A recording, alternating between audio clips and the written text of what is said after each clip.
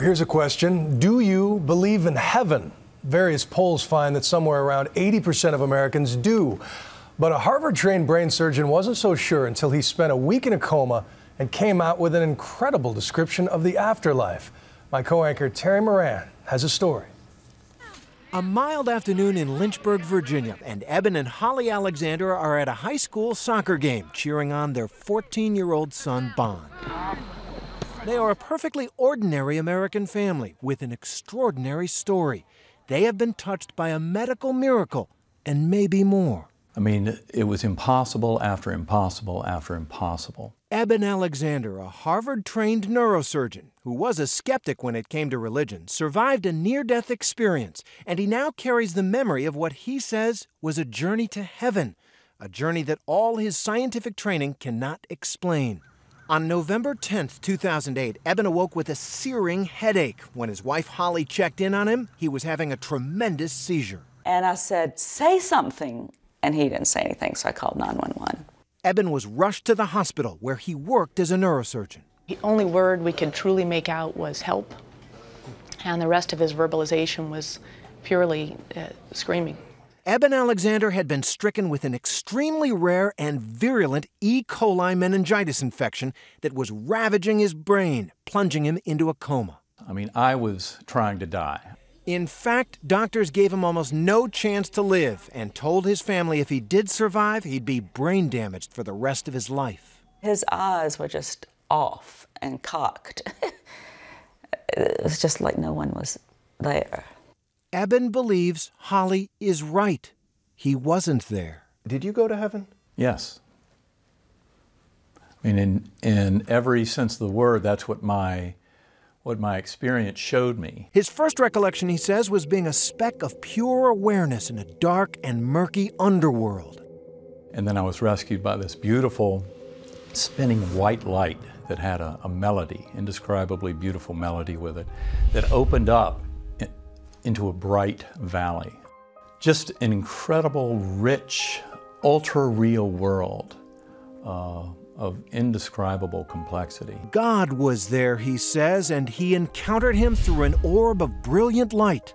He soared on the wing of a butterfly with a beautiful young woman as his companion, and the young woman gave him a message to take back from heaven.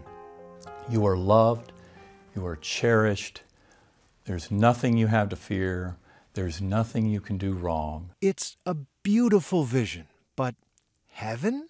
A lot of people are going to say, "Doctor, it was a hallucination. Your brain got zapped by this disease, all the wires got crossed, and you saw a girl on a butterfly wing and you were spinning up in a melody." I know this was not a hallucination, not a dream, not what we call a confabulation. I know that it really occurred, and I know it occurred outside of my brain. So basically, But how? How can he even suggest that, much less claim that his experience is proof of heaven, as he's called his new book? He showed us his brain scan. It wasn't leaving any part of my cortex unaffected. So your conclusion is because all of this outer area, which is the higher functioning, was covered with the infection, what you experienced in the coma wasn't part of the brain. Right. Many neuroscientists are deeply skeptical of Eben's claims, arguing his brain must have produced his vision somehow, most likely as he came out of coma. But something else happened. After he recovered, Eben, who was adopted, saw a picture of a sister from his biological family who died years ago, a woman he never knew. And I knew who my guardian angel was on the butterfly wing. It was the most profound experience I've ever had in this life. Your sister, by birth, and from a family that you didn't know because you were adopted, who died several years ago, who you had never met, you saw while you were in coma. Yes. And that was the key. That explained everything. Smells good, that's for sure. Dinner time at the Alexander home. Come, Lord Jesus, our guest to be, blessed. They were not a particularly religious family before Eben's coma. He was a skeptic. Not anymore.